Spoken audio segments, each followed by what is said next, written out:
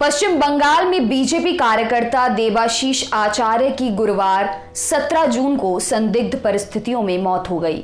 ये वही देवाशीष आचार्य हैं जिन्होंने 2015 में एक भरी जनसभा में मंच के ऊपर अभिषेक बनर्जी को थप्पड़ मार दिया था।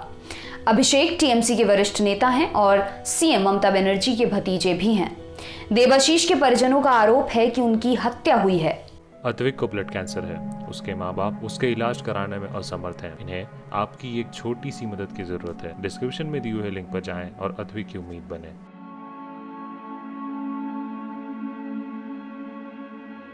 देवाशीष आचार्य को 17 जून की सुबह कुछ लोगों ने गंभीर हालत में मिदनापुर में तोमलुक जिला अस्पताल में भर्ती करवाया। इसके कुछ ही घंटों बाद उन्होंने दम तोड़ दिया। आज तक के संवाददाता अनुपम मिश्रा ने अस्पताल के रिकॉर्ड के हवाले से बताया कि तड़के सुबह 4:10 पर कुछ लोग देवाशीष को लेकर अस्पताल आए थे। उन्हें भर्ती कराने के बाद वो लोग चले गए। घायल देवाशीष ने अस्पताल में दोपहर को दम तोड़ दिया। देवाशीष के परिजनों को जैसे ही इस घटना का पता चला, वह आनन फानन में अस्पताल पहुंचे। पुलिस को इत्तला की गई। पुलिस के अधिकारी भी अस्पताल पहुंच गए। पुलिस की शुरुआती छानबीन में यह पता चला है कि 16 जून की रात देवाशीष अपने 2 दोस्तों के साथ मोटरसाइकिल पर घूमने निकले थे। सोनापेटा टोल प्लाजा के पास एक चाय की दुकान पर सभी ने चाय पी।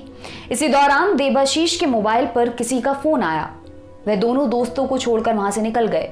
इसके कुछ घंटे बाद जख्मी हालत में उन्हें अस्पताल में भर्ती कराया गया।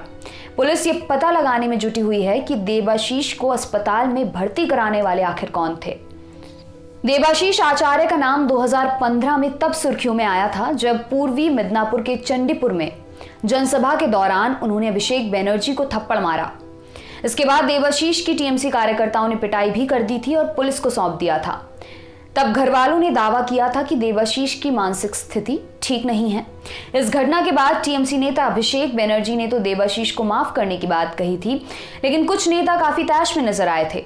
टीएमसी नेता सुब्रत मुखर्जी ने तो थप्पड़ मारने की इस घटना की तुलना पीएम इंदिरा गांधी की 1984 में हुई हत्या से कर दी थी।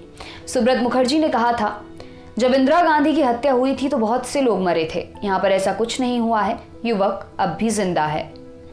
सुब्रत मुखर्जी ने देवाशीष की पिटाई को भी सही ठहराया था। उन्होंने कहा था, ये पिटाई थप्पड़ मारने की घटना का रिएक्शन थी, इससे भी बुरा हो सकता था। सभी लोग राजनीति में भारत सेवाश्रम संघ या रामकृष्ण मिशन से नहीं आते। कुछ बड़ा नहीं हुआ और युवक जिंदा है। जो हुआ वो कुछ भी नहीं था।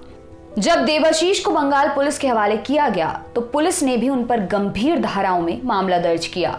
देवाशीष पर आईपीसी की धारा 307 हत्या का प्रयास, 447 आपराधिक घुसपैठ, 323 चोट पहुंचाना और 506 आपराधिक धमकी के तहत आरोप लगाए गए।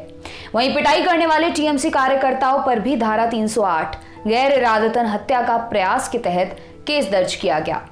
हालांकि कुछ दिनों बाद ही अभिषेक बनर्जी के कहने पर मामले को रफा दफा कर दिया गया। इस घटना के बाद साल 2020 में देवाशीष ने बीजेपी ज्वाइन कर ली। हालिया विधानसभा चुनाव में उन्होंने बीजेपी के लिए प्रचार भी किया था। यह घटना ऐसे समय में सामने आई है जब बंगाल में बीजेपी और टीएमसी के बीच तनातनी जोरों पर है। हाल ही में हुए विधानसभा चुनावों में टीएमसी ने बीजेपी को बुरी तरह हराया है।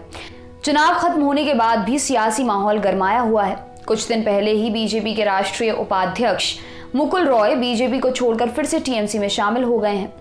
अब बीजेपी के नेता प्रतिपक्ष शुवेंदु अधिकारी ने शुक्रवार को विधानसभा स्पीकर को एक अर्जी दी है और मुकुल रॉय को विधायक के रूप में अयोग्य ठहराने की मांग की है।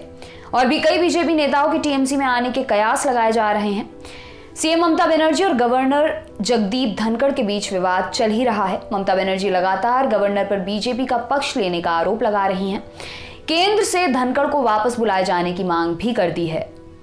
आपके लिए ये खबर लिखी हमारे साथी अमित ने। मेरा नाम है दिव्यांशी। देखते रहिए दी लल्लन टॉप। शुक्रिया।